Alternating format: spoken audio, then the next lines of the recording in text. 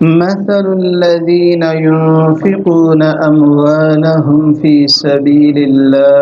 مثال ان لوگوں کی جو خرچ کرتے ہیں اپنے مال اللہ کے راستے میں، کمثل حبۃ، اس دانے کی طرح ہے، اس دانے کی طرح ہے،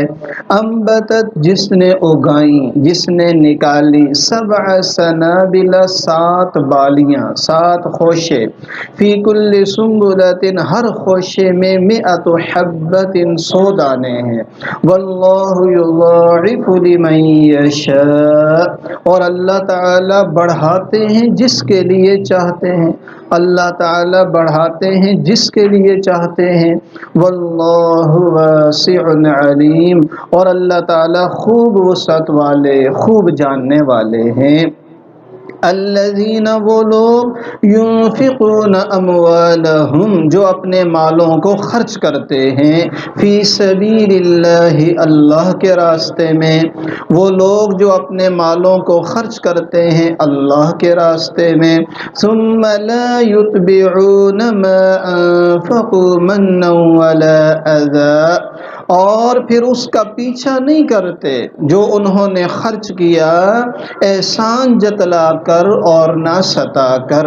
لہم اجرہم عند ربہم، ان کے لیے اجر ہے ان کے رب کے ہاں، ولا خوف علیہم ولا ہم یحزنون، اور ان کے لیے کوئی خوف نہیں ہوگا اور نہ وہ غمگین ہوں گے،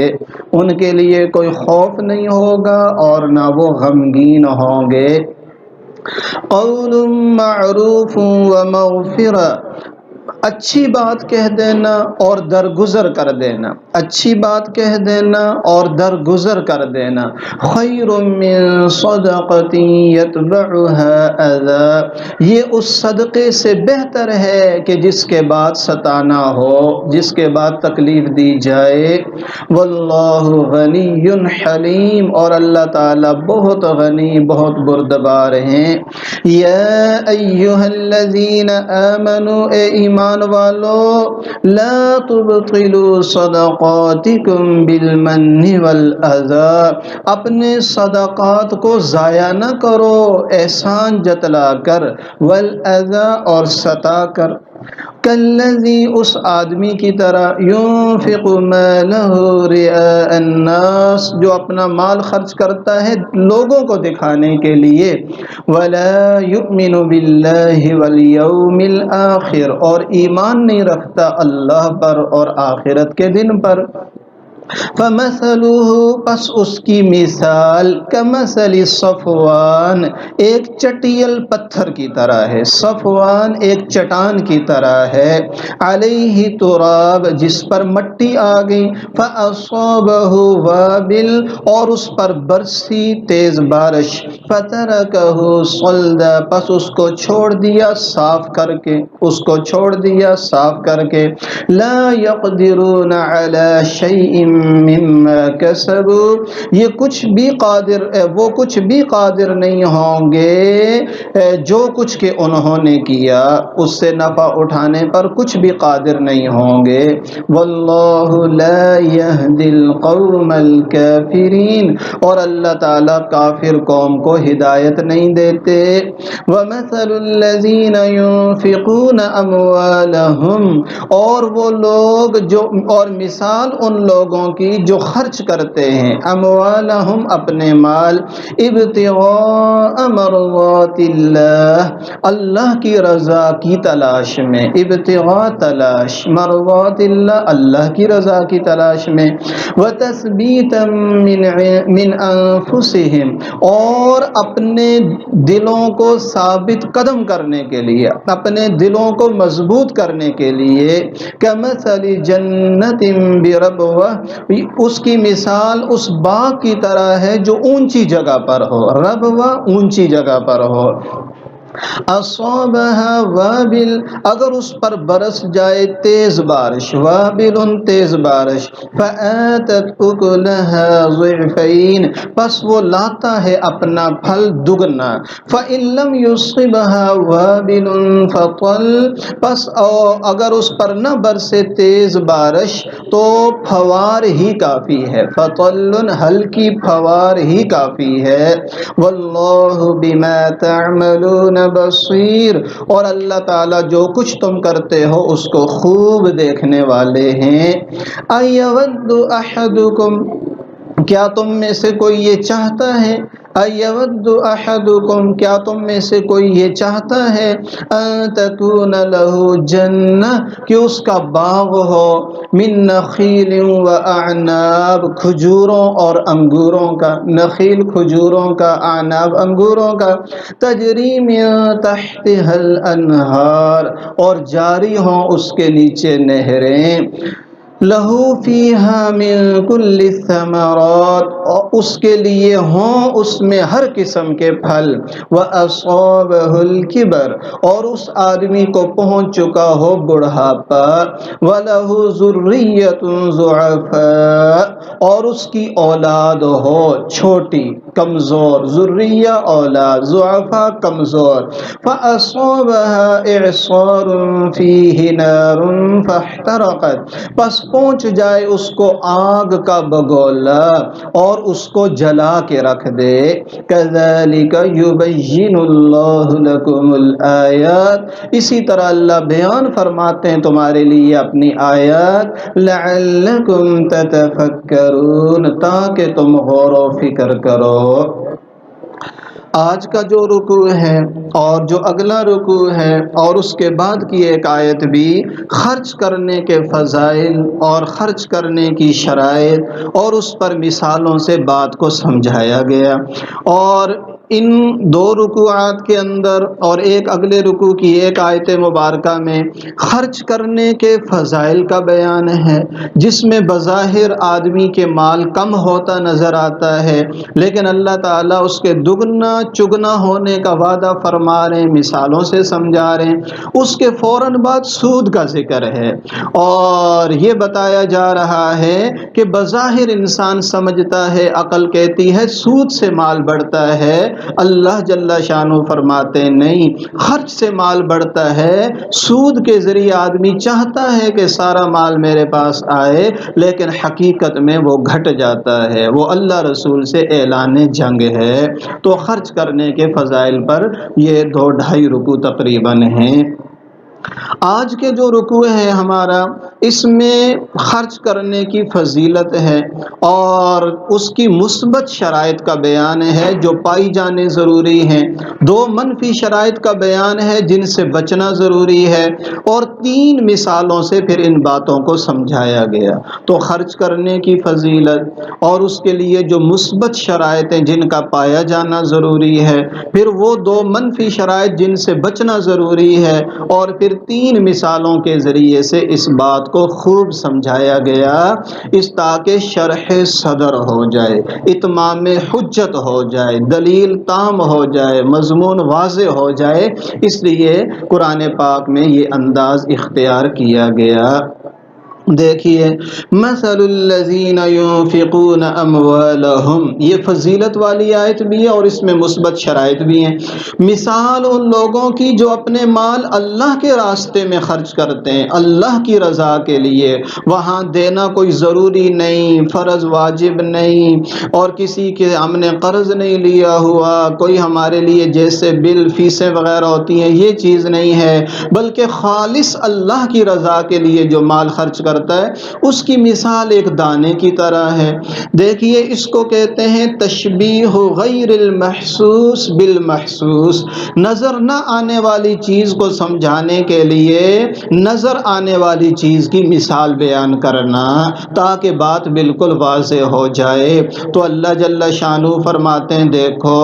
ایک دانہ کاشتکار زمین میں ڈالتا ہے، اس سے ایک چھوٹا سا پودا نکلتا ہے، اس پر بسا اوقات 7 خوشے سے لگ جاتے ہیں، ہر خوشے میں 100 دانے ہوتے ہیں، یہ ایک دانہ 700 دانوں میں تبدیل ہو جاتا ہے، یا کم و بیش یہ روزمرہ کا ہم سب کا مشاہدہ ہے کہ اللہ کیسے ایک دانے سے 700، پھر ان دانوں میں سے کتنے دانے بیج بنیں گے، ان سے پھر کتنے نکلیں گے، پھر ان سے کچھ دانے بیج بنیں گے، ان سے کتنے خوشے نکلیں گے، انسان شمار بھی نہیں کر سکتا ہے۔ کب سے کاشتکاری ہو رہی ہے، ظاہر بات ہے رفتہ برفتہ یہ چیزیں چل رہی ہیں، کیا پتا کہ ایک دانے سے آج لاکھوں کروڑوں اربوں دانے نکل چکے ہوں گے اور نکلتے رہیں گے۔ اللہ فرماتے ہیں یہ تو روزمرہ تم دیکھتے بھی ہو، مشاہدہ بھی کرتے ہو، اور یہ یہاں باری تعالیٰ نے یہ مثال ارشاد فرمائی۔ مزید بھی انسان خود سوچ سکتا ہے نا، ایک گٹھلی آدمی لگا دیتا ہے کسی بھی پھل کی اور اس سے ایک درخت نکلتا ہے، مثلا آم، ہر سال کتنے آم اس سے اترتے ہیں، کتنے کینو اترتے ہیں، کتنے امرود اترتے ہیں، تو وہ اللہ ایک دانے کو کس طرح ہزاروں میں بدلتا ہے، لاکھوں میں بدلتا ہے۔ اللہ فرماتے ہیں بالکل اسی طرح سمجھو، جو مال تم نے اللہ کے راستے میں دیا، اللہ اس کو دگنا چگنا کر کے تمہیں بڑھا کے واپس کریں گے، اور اللہ تو بڑی وسعت والے ہیں، اللہ تو خوب جاننے والے ہیں۔ تو اب اس کو دیکھیے، مثل الذین ينفقون اموالهم، ان لوگوں کی مثال جو اپنے مال خرچ کرتے ہیں اللہ کے راستے میں، کمثل حبۃ، اس دانے کی طرح ہے، انبتت، جس نے نکالی اگائیں 7 بالیاں، ہر بالی کے اندر 100 حبہ، 100 دانے ہیں، اور اللہ جس کے لیے چاہتے ہیں اور بھی بڑھا دیتے ہیں، اللہ بڑی وسعت والے، خوب جاننے والے۔ اس کے اندر کیا شرائط ہیں؟ دیکھو، بیج تب کارآمد ہوگا جب اس کے اندر 3 باتیں ہوں گی۔ نمبر 1، بیج عمدہ ہوگا، جو لوگ گاؤں دیہات سے واقف ہیں، بیج اچھا رکھا جاتا ہے، ساری اس جو فصل تیار ہوتی ہے، دانے اچھی چیز کو بیج کے طور پر رکھا جاتا ہے، ورنہ شہر سے لایا جاتا ہے۔ تو نمبر 1، بیج عمدہ ہو۔ نمبر 2، کاشتکار کا ماہر ہونا ضروری ہے، کیسے وہ بار بار ہل چلائی جاتی ہے، اس میں کھاد ڈالی جاتی ہے، اور اس کے اندر پھر وہ ہماری دیہاتی زبان میں کہتے ہیں اس کی گوڈی کی جاتی ہے، صفائی کی جاتی ہے۔ تو کاشتکار کا ماہر ہونا اور محنتی ہونا بھی ضروری ہے۔ اور نمبر 3، وہ زمین بھی زرخیز ہونا ضروری ہے۔ جتنی بھی محنت کرو، اگر دانے کو پہاڑوں، پتھروں اور کنکریوں کے درمیان پھینک دیا تو کبھی بھی فصل نہیں اگے گی۔ تو 3 شرائطیں، بیج بھی عمدہ ہو، کاشتکار بھی ماہر محنتی ہو، ماہر فن ہو،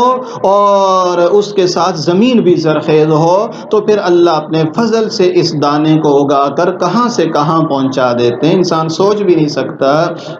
اسی طرح جو مال اللہ کے راستے میں خرچ کرنا ہے، نمبر 1، وہ مال حلال طیب ہو، وہ مال حلال طیب ہو۔ نمبر 2، خرچ کرنے والا اللہ کی رضا کے لیے خرچ کرے، کوئی دنیاوی اس میں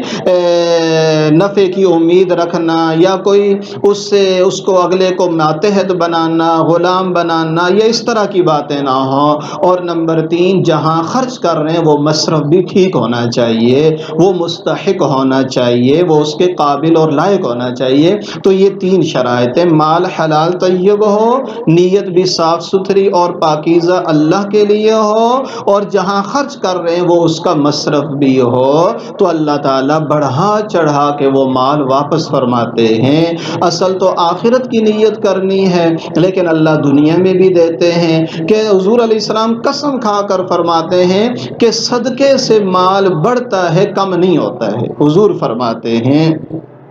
اور اب وہ شرائط جن کا نہ پایا جانا ضروری ہے، جن کو منفی شرائط کہتے ہیں، وہ 2 ہیں۔ وہ کیا ہیں؟ اللہ فرماتے ہیں الذین ينفقون اموالهم فی سبیل اللہ، وہ لوگ جو اپنے مال خرچ کرتے ہیں اللہ کے راستے میں، ثم لا يتبعون ما انفقوا منا ولا اذى، پھر ان کا پیچھا نہیں کرتے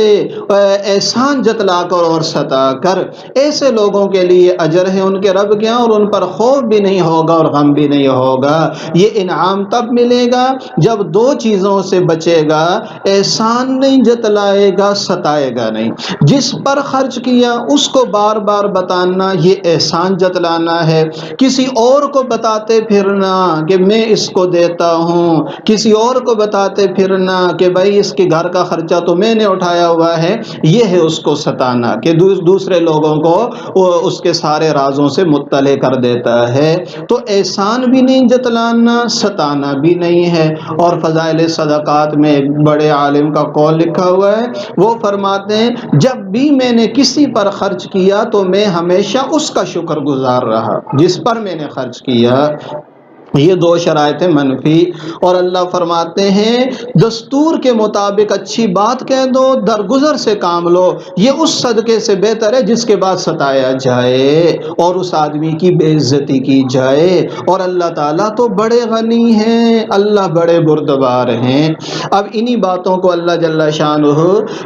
پھر سمجھا رہے مثالوں کے ساتھ کہ میرے بندے سمجھ جائیں، بات ان کی سمجھ میں آ جائے۔ اللہ جل شانہ پہلے اس کی مثال دیتے ہیں جو اپنے مال ریاکاری سے خرچ کرتے ہیں، حلال کے بجائے حرام خرچ کرتے ہیں، نیت ٹھیک نہیں ہوتی یا مصرف ٹھیک نہیں ہوتا۔ تو اللہ فرماتے ہیں پہلے تو فرمایا پھر اے ایمان والو لا تبطلوا صدقاتکم بالمن والاذی، اپنے صدقات کو احسان جتلا کر اور ستا کر ضائع مت کرو۔ اس کی مثال ایسے ہے جیسے بڑے بڑے پہاڑ ہوتے ہیں، سیلاب آ جاتا ہے، پانی بہتا ہے، بارشیں ہوتی ہیں تو مٹی کی ایک تہ جم جاتی ہے پتھروں پر، اور اس میں چھوٹے چھوٹے سبز سبز سے پودے بھی نکل آتے ہیں چھوٹے چھوٹے، لیکن اوپر سے دھوپ بھی تیز پڑے تو وہ مٹی اکڑ جاتی ہے، وہ اپنی جگہ سے ہل جاتی ہے، اور اوپر سے بارش پڑ جائے تو وہ مٹی گھل مل کر ختم ہو جاتی ہے، جو اس کے درمیان چھوٹے چھوٹے پودے نکلے تھے وہ بھی اس کے ساتھ ختم ہو جاتے ہیں، وہاں کچھ بھی نہیں بچتا۔ اللہ فرماتے ہیں اسی طرح جو لوگ احسان جتلاتے ہیں یا ستاتے ہیں یا ریاکاری سے خرچ کرتے ہیں یا مال حرام خرچ ہوتا ہے تو اس کی مثال بھی ایسے ہی ہے کہ یہ سمجھیں گے ہم نے بہت خرچ کیا، جب کہ باری تعالیٰ کے ہاں تو وہ قبول ہی نہیں ہوگا۔ ان کا حرام ہونا یا ریاکاری کا ہونا یا احسان جتلانا اور ستانا اس صدقے کو مٹا کے رکھ دیتا ہے، اس کو چٹیل پتھر کی طرح چھوڑ کے چلا جاتا ہے۔ اور اللہ تعالیٰ کافر قوم کو ہدایت نہیں دیتے۔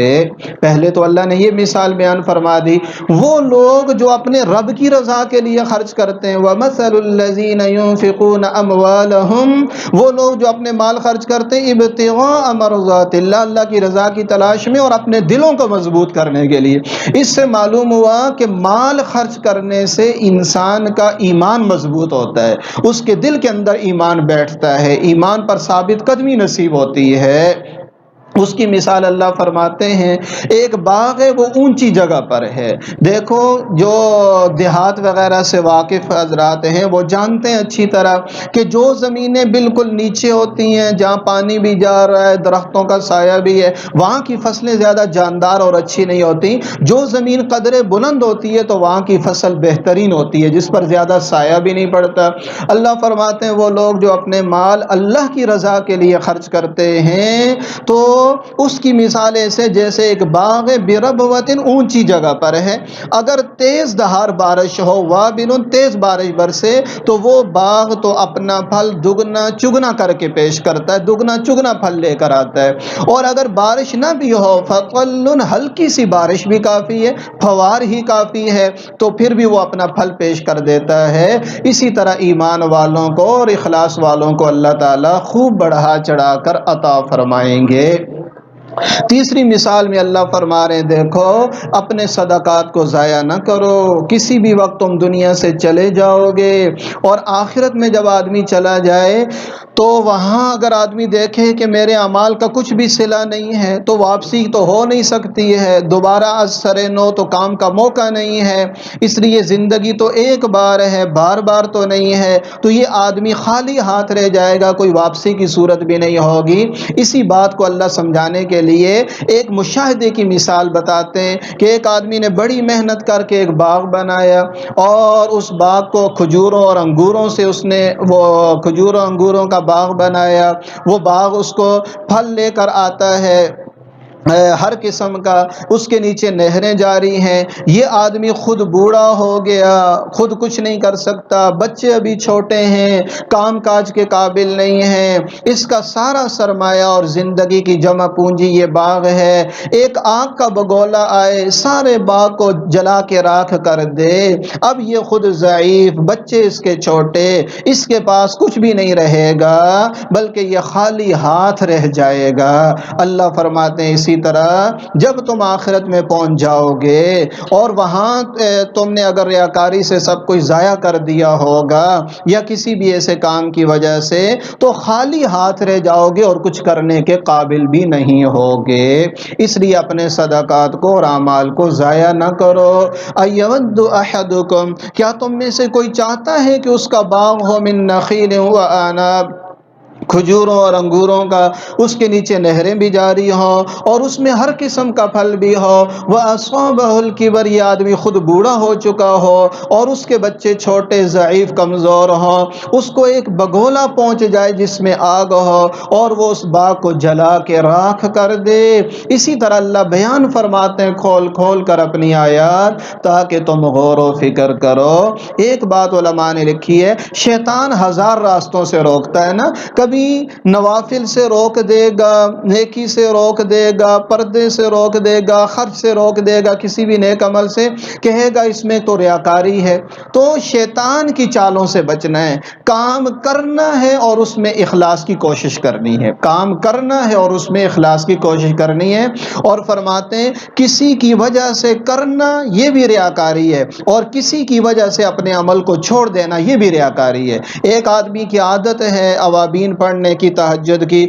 وہ کسی جگہ چلا گیا، گھر میں کوئی مہمان آ گیا، کوئی فنکشن ہے، اس نے کہا آج پڑھوں گا تو لوگ دیکھیں گے لہذا نہیں پڑھتا ہوں، یہ نہ پڑھنا بھی ریاکاری ہے، کیونکہ دل دماغ میں لوگوں کا خیال کیوں آیا، نہ لوگوں کی وجہ سے پڑھنا ہے نہ لوگوں کی وجہ سے چھوڑنا ہے بلکہ اللہ کی رضا کے لیے کرتے رہنا ہے۔ اللہ تعالیٰ سب کے اعمال کو قبول فرمائے، نفس و شیطان کی باریکیوں سے اللہ، چالوں سے اللہ ہم سب کی حفاظت فرمائے اور اللہ ہمیں اخلاص، للہیت اور تقوی کی دولت نصیب فرما دے۔ وما علینا الا البلاغ المبین۔